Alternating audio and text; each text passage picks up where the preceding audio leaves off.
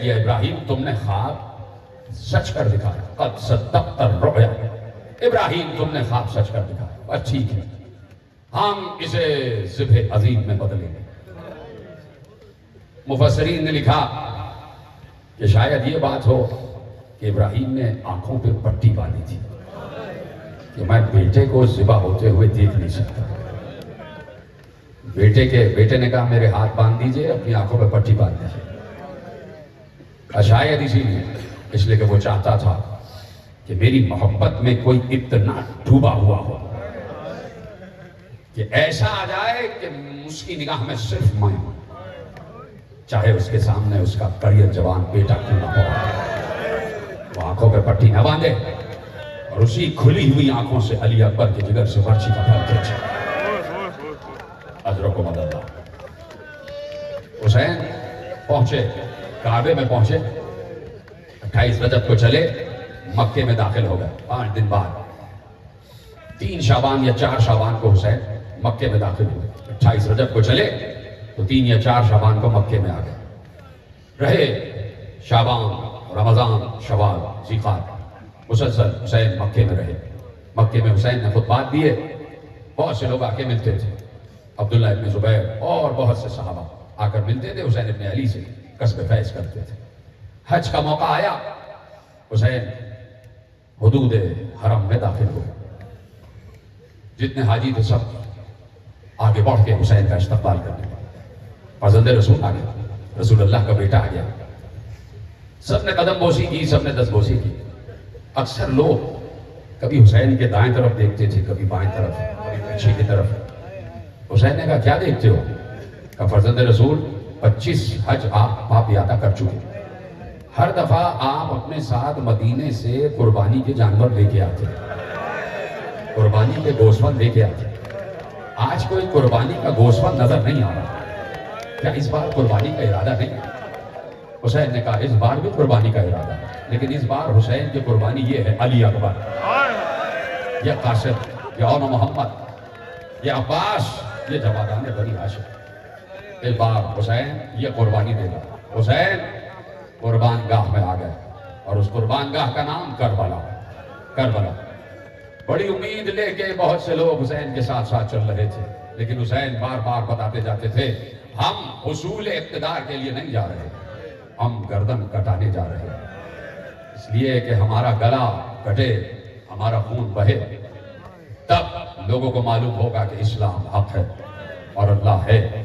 اللہ سے محبت کا اظہار بہت ضروری ہے عملی طور پر، اور حسین نے اس اظہار کو مکمل کیا، عجیب طریقے سے مکمل کیا، ایسے مکمل کیا کہ حسین کو خط پہ خط آ رہے تھے، خط پر خط آ رہے تھے۔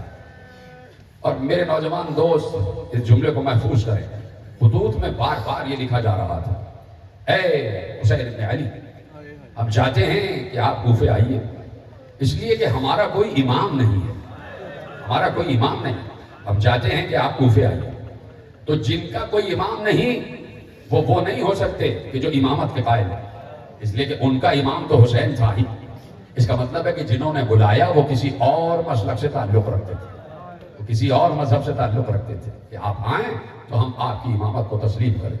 حسین نے یہ جاننے کے لیے کہ کیا حالات ہیں کوفے کے، کربلا کی ابتدا کی، اور وہ ابتدا ایسے کی کہ کہا بھائی مسلم آپ ذرا کربلا، آپ ذرا کوفے جائیں اور حالات کا مشاہدہ کریں اور مجھے وہاں سے بتائیں کہ حالات کیا ہیں، حالات کیا ہیں۔ کہ حسین نے اس طریقے سے باتیں آگے بڑھائیں اور کربلا کا آغاز کیا۔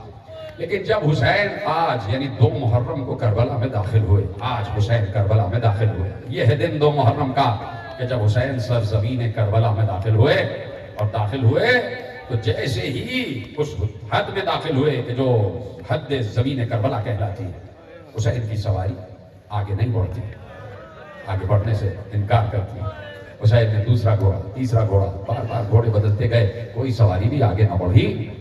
تو ایک بار حسین نے اتر کے مٹی کو اپنے ہاتھ میں لیا، مٹی کو سونگھا، سونگنے کے بعد مٹی کو زمین پر ڈال کر کہا انا للہ و انا الیہ راجعون۔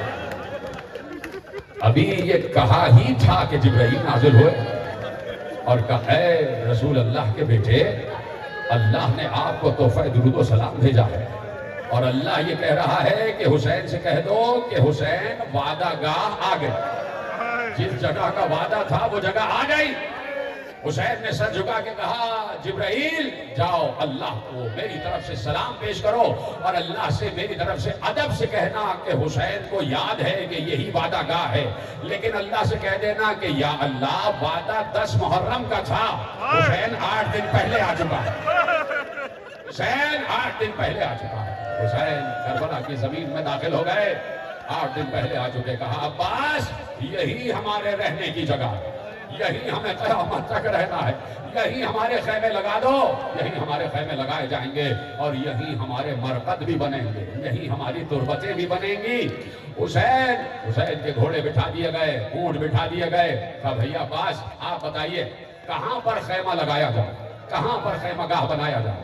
حضرت عباس نے ایک بار پوری زمین کا مشاہدہ کیا۔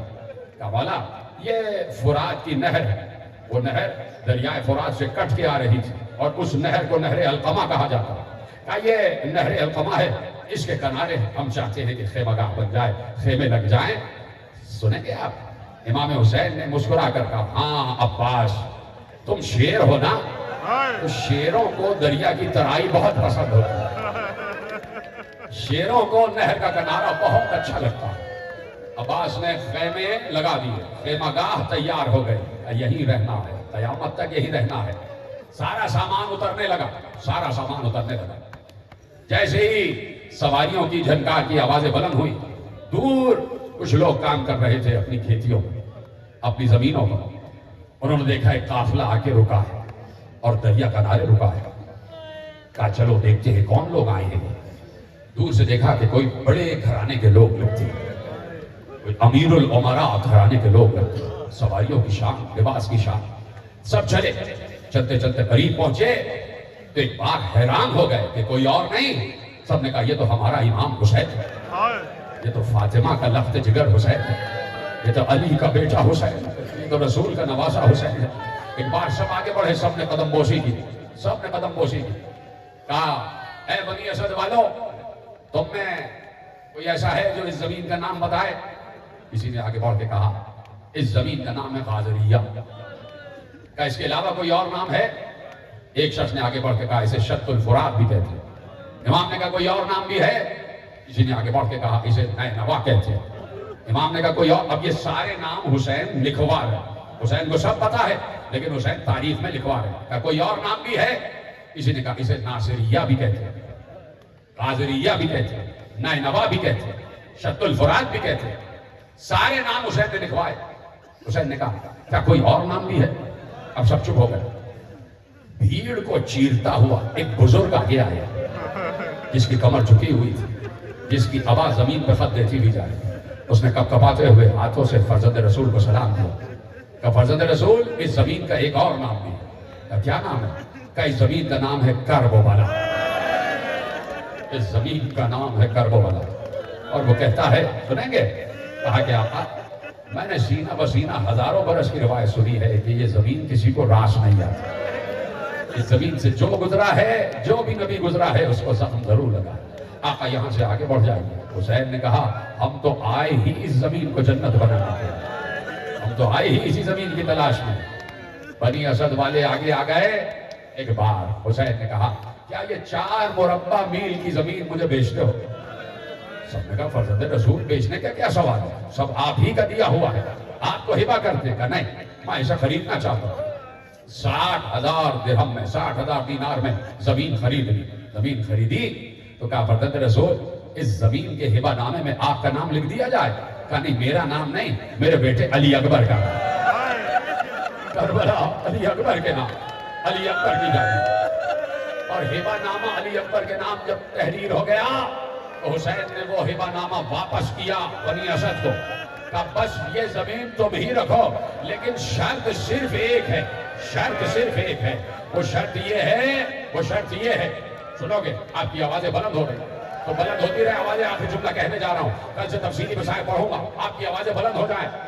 یہ صبح کا وقت عجیب وقت ہوتا ہے، اس وقت تو کوئی کوئی ادب سے حسین کہہ دے خود بخود آنسو آ جاتے، خود بخود آنسو آ جاتے. عجیب وقت ہے یہ، اس لیے کہ فجر سے نزدیک ہے نا، اور فجر کا دوسرا نام حسین ہے. سورہ فجر کا دوسرا نام حسین ہے، اسے سورہ حسین بھی کہتے ہیں. سورہ یوسف کو بھی سورہ حسین کہتے ہیں. تو اب تمہاری آوازیں بلند ہو رہی ہیں، خدا ان بلند ہوتی بھی آوازوں پر رحم فرمائے. کہا اے بنی اسد والو، اب سے کچھ دن بعد یہاں لاشیں پڑے ہوئے ہوں گے، یہاں لاشیں پڑے ہوئے ہوں گے.